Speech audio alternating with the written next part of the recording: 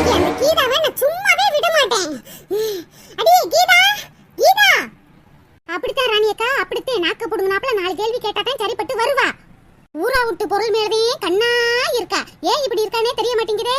ஏன் ராணியக்கா நாக்க புடுங்கினாப்ல கேள்வி கேட்டாதான் நாளை பின்ன உன்னுட்டு பொருள் எல்லாம் தூக்க மாட்டா. ராணியக்காவுக்கு நல்ல கோபம் வந்துருச்சு. ராணியக்கா பார்க்கத்தே சாஃப்டா இருக்கும். கோபம் வந்துச்சுன்னா அது அடக்கவே முடியாது. 2 பேரும் என்னமா கொஞ்சம் கொலாவிக்கிட்டு இருந்தாளுங்க. இப்ப பாரு சண்டை நார போகுது. இந்த சண்டையை பார்த்து நம்ம நல்லா என்ஜாய் பண்ண வேண்டியதான். என்ன ராணியக்கா இம்புட்டு காட்டு கத்த கத்தியும் அவ வெளியிலேயே வரமாட்டா பாருங்க. அவளுக்கு எம்புட்டு கொழுப்பு. எவ்வளவு திமிரி இருந்தா உங்கோட்டு கோழியே திருடி இருப்பா.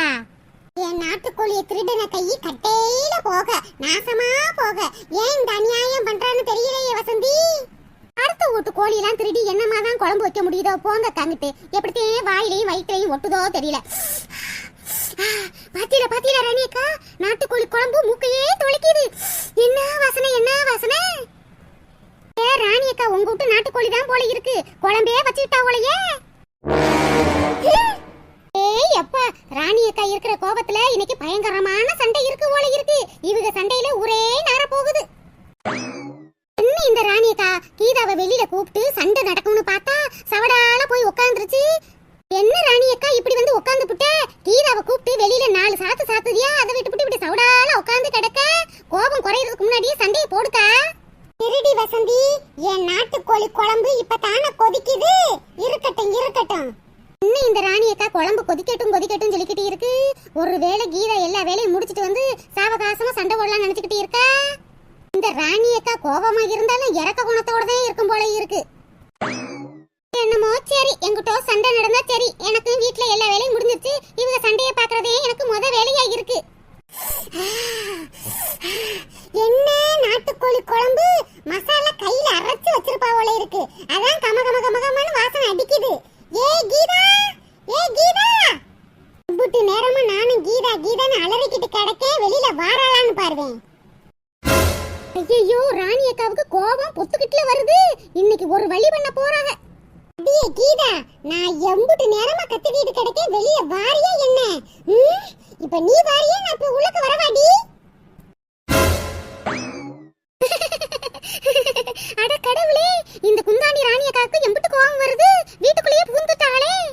இப்ப வீட்டுக்குள்ள போய் அந்த கீதா முடிய அப்படியே சுத்தி தரன்னு வெளியில இழுத்து போட்டு 4 குத்து குத்த போறாங்க. என்கிட்ட அந்த கீதா என்னமா வாலாட்டுனா என் புருஷனை மாமா மாமா மாமான்னு பின்னாடியே சுத்திக்கிட்டு இருந்தால. இவளுக்கு இதுவும் வேணும் இன்னமும் வேணும். என்ன ராணியக்கா உள்ளக்க போய் இவ்வளவு நேரம் ஆகுது, ஒரு சத்தத்தையும் காணா. என்ன செய்யறாங்க? ஒருவேளை நாட்டுக்கோழி குழம்பு நல்லா இருக்குன்னு அங்கேயே சோத்த போட்டு திங்கிதான் அந்த குந்தாணி. அது செஞ்சாலும் செய்யும். மணக்க நாட்டுக்கோழி குழம்பு என்ன வாசனையா இருக்கு. வீட்டுக்கு இந்த குழம்பு கொண்டு போய் நல்லா சுடு சோத்துல போட்டு பிரட்டி சாப்பிட்டா அம்பிட்டு ருசியாவே இருக்கு. என்ன இந்த ராணியக்கா கறி குழம்பு தூக்கிட்டு ஓடுது. இந்த ராணியக்கா இருக்கிற கோவத்துக்கு ராணியக்காவும் கீதாவும் சண்டை போட்டு நாறுவாங்கன்னு பார்த்தா இப்படி ஓடுதே. ஏ ராணியக்கா, ஏ ராணியக்கா. என்ன வசந்தி, நீ இன்னும் பார்க்கலையா? இங்ககிட்டயே தான் நின்னுக்கிட்டு இருக்கியா? ஆமா ராணியக்கா, நீங்களும் கீதாவும் சண்டை போட்டு நாரிக்கிட்டு கிடப்பியே. உங்க 2 பேரும் பிரிச்சு விடலாமா? நான் இங்ககிட்டயே நின்னுக்கிட்டு இருக்கேன். நீங்க என்னமோ வீட்டுக்குள்ள போய் கறி குழம்பு சட்டி தூக்கிட்டு வரீங்க. பாரு வசந்தி, இந்த கீதா நாட்டுக்கோழி குழம்புலாம் அம்பிட்டு ருசியா வைப்பா. உனக்கும் தெரியும் தானே? ஆமா எனக்கு தெரியும் ராணியக்கா. அதான் வசந்தி, எனக்கு ரொம்ப நாள் ஆசை கீதா வச்ச கறி குழம்பு நான் சாப்பிடணும்னு. அந்த நாள் இன்னைக்கு தான் எனக்கு வாச்சிருக்கு. இன்னைக்கு காலையில எந்திரிச்சதுல இருந்து நாட்டுக்கோழி குழம்பு சாப்பிடணும் போல எனக்கு ஒரே ஆசை வசந்தி. என்ன பண்ணலாம்னு யோசிச்சுக்கிட்டு இருந்த போதுதே எனக்கு ஒரு யோசனை வந்துச்சு. எங்க வீட்டு நாட்டுக்கோழியே வேணும்னே நான் தான் இந்த கீதா வீட்டு சைடு பத்தி விட்டேன். நான் நினைச்ச மாதிரியே கீதாவும் என் வீட்டு கோழியை புடிச்சு அடிச்சு நாட்டுக்கோழி குழம்பு ருசியா வச்சிருந்தா. இப்ப வந்து நான் எடுத்துட்டு போறேன். கீதா இப்ப களவாண்ட கோழி நாட்டுக்கோழி குழம்பு என் கையில வந்து இப்ப இருக்கு. அப்படியோ வசந்தி, நான் ஆசைப்பட்ட மாதிரியே இன்னைக்கு கறி குழம்பு சாப்பிட போறேன். வாரேன் வசந்தி. நம்ம என்னதான் நாட்டுக்கோழி குழம்பு மசாலா கையில அரைச்சு செஞ்சாலும் இம்புட்டு ருசியாவும் மனமாவும் இருக்கவே மாட்டேங்குது. பச்சை தண்ணி மாதிரியே இருக்கு. ஆனா இந்த கீதா 4 வீட்டுக்கு மணக்கிற மாதிரில வைக்கிறா. இந்த குழம்பு கொண்டு போய் 1 வாரத்துக்கு வச்சு சாப்பிடணும். ஏய் வசந்தி, இதெல்லாம் ஓ வேலை தானா? ஆனா நாட்டுக்கோழி அவங்க விட்ட புடிச்சு குழம்பு வச்சது அவங்களுக்கு எப்படி தெரியும்? இப்படி எல்லாம் இருக்காத வசந்தி. அது எனக்கு எல்லாம் ஒண்ணும் தெரியாது கீதா. அனக்கா இந்த ஊர்ல நடக்கிறது ஒண்ணும் தெரியாது, எல்லாம் எனக்கு தெரியும் வசந்தி. அவங்க வீட்ல இருந்து நாட்டுக்கோழி வரத நான் பார்க்கத்தையும் செஞ்சேன். கமுக்கமா குழம்பு வச்சு நல்லா குடிக்கலாம், உனக்கு பாதி குழம்பு குடுக்கலாம்னு நினைச்சுக்கிட்டு இருந்தேன். ஆனா இப்படி எல்லார் தலையிலயும் மண்ணள்ளி போட்டிய வசந்தி. இன்னைக்கு இத சொல்ற, எனக்கும் நாட்டுக்கோழி குழம்பு தாரேன்னு நினைச்சுக்கிட்டு இருந்தியா? ஆமா, என்ன இருந்தாலும் என் மாமா பொண்டாட்டி நீ தானே. இந்த ஊருக்குள்ள சொந்த பந்தம்னு நீ ஒரு ஆள் தானே இருக்க. சண்டையோ வம்போ உனக்கு கொஞ்சம் குழம்பு குடுக்கலாம்னே நினைச்சுக்கிட்டு இருந்தேன். ஆனா இப்படி பண்ணிட்டியா வசந்தி? அந்த கோழியை திருடினேன்னு ராணியக்கா வீட்லயே போய் சொல்லி அவளை கூட்டிட்டு வந்துட்டேன். இப்ப பாரு, அந்த சட்டியோட குழம்பு தூக்கிட்டு போயிட்டாங்க. ஒரு சொட்டு கூட நானும் வாயில தொட்டு பார்க்கல. இப்ப 2 பேரும் முக்காடு போட்டு உட்காரத்தையும் செய்யணும். சோ என் அவசர புத்தினால எல்லாமே போச்சு. குற்றம் புரிந்தவன் வாழ்க்கையில் நிம்மதி என்பதே அது.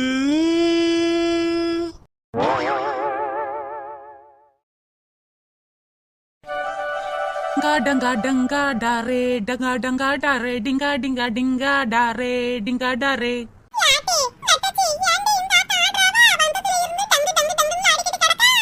மொட்டாச்சி, இன்னைக்கு நான் ரொம்ப சந்தோஷமா இருக்கேன் ஆச்சி.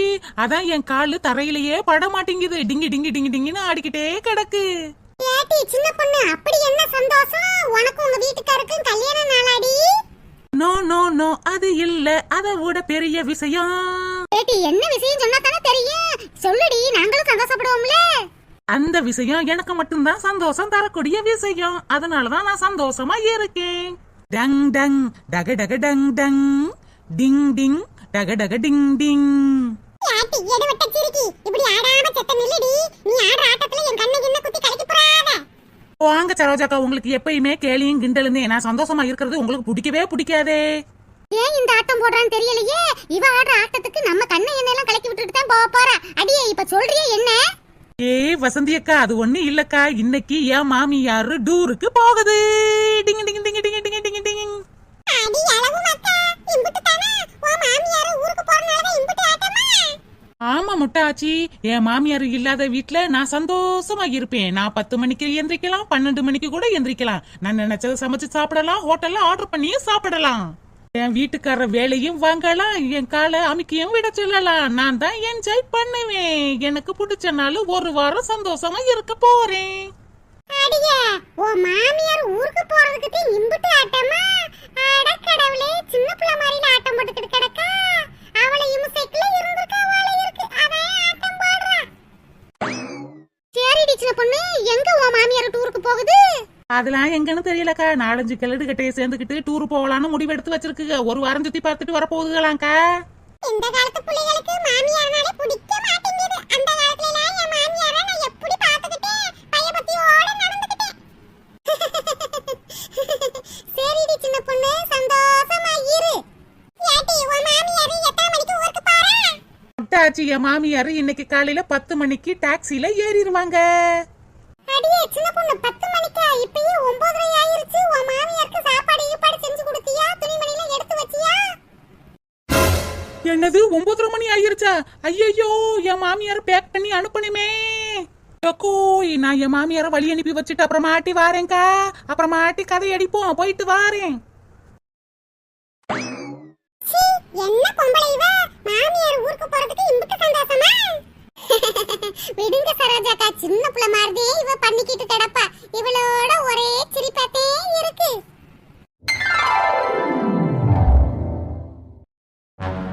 அம்மா, டாக்ஸி வெளியில வெயிட் பண்ணிக்கிட்டு இருக்காமா, கிளம்புவோமா? சரி சின்ராசு, சரி. எங்கல உன் பொண்டாட்டியே காணா? உன் பொண்டாட்டியை கூப்பிடல, அவட்டையும் ஒரு வார்த்தை சொல்லிட்டு போறேன். ஏம்மா, நீங்க ஊருக்கு கிளம்புறீங்கல்லம்மா, நல்லபடியா போயிட்டு வரணும்னு சின்ன பொண்ணு கோயிலுக்கு போனாமா, இன்னும் வரல. மருமகளுக்கு என் மேல எம்புட்டு பாசம், கோயிலுக்குள்ள போயிருக்கா. அம்மா, சின்ன பொண்ணு வந்துட்டாமா. சின்ன பொண்ணு, அம்மா ஊருக்கு போறது உனக்கு முன்னாடியே தெரியும் தானே? ஒரு நாளே கோயிலுக்கு போயிட்டு வர வேண்டியதானே? பாரு, அம்மா கிளம்பி உனக்காக வெயிட் பண்ணிக்கிட்டு இருக்காங்க. எங்க நான் போன கோயிலு கொஞ்சம் தூரமா இருந்துச்சுங்க, அதான் லேட் ஆயிருச்சு. அத்தே நல்லபடியா டூர் போயிட்டு வரணும்னு நல்லபடியா வேண்டிட்டு வர வேணாமாங்க.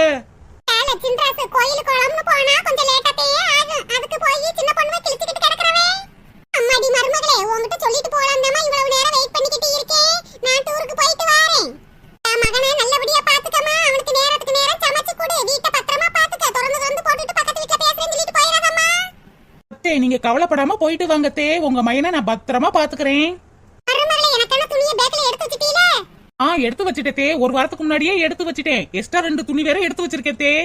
எங்க அத்தைக்கு ட்ரெயின்ல தானே புக் பண்ணி இருக்கீங்க, ஜன்னல் சீட்ல உட்கார வச்சிடாதீங்க, நடு சீட்ல உட்கார வைங்க. காத்து பலமா அடிக்கும், அத்தைக்கு காத்துனா ரொம்ப ஒத்துக்கிறாதுல்ல. ஆமா சின்ன பொண்ணு, எங்க அம்மாவுக்கு நடு சீட்டா பார்த்தா புக் பண்ணி வச்சிருக்கேன். நான் தான் போறேன்ல, எங்க அம்மாவை பார்த்து அதே லெக்கில் உட்கார வச்சுட்டு வரேன் சின்ன பொண்ணு. சரி சின்ன பொண்ணு, நீ எதுக்கு பழுதுகிட்டு இருக்க? அது ஒண்ணு இல்லங்க, அத்தை ஒரு வாரத்துக்கு டூர் போறாங்கல்ல, அவங்கள பிரிஞ்சு எப்படித்தே இருக்க போறேனே தெரியலங்க. அத நினைச்சா கண்ணுல இருந்து தண்ணீர் தன்னால வருதுங்க.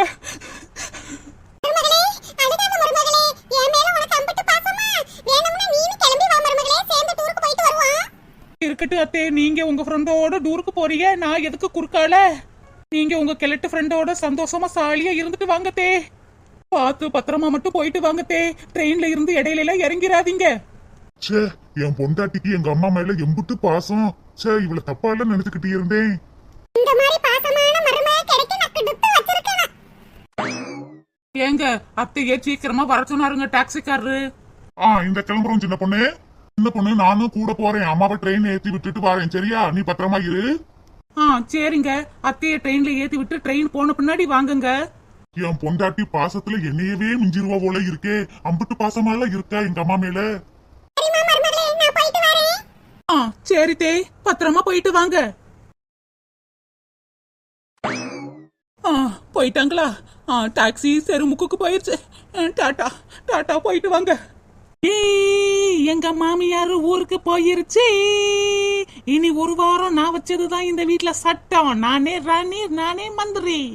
மாமியார் ஊருக்கு போயிருச்சு, என் மாமியார் ஊருக்கு போயிருச்சு. மாட்டிக்கினாரு ஒருத்தரி காப்பாற்றணும்.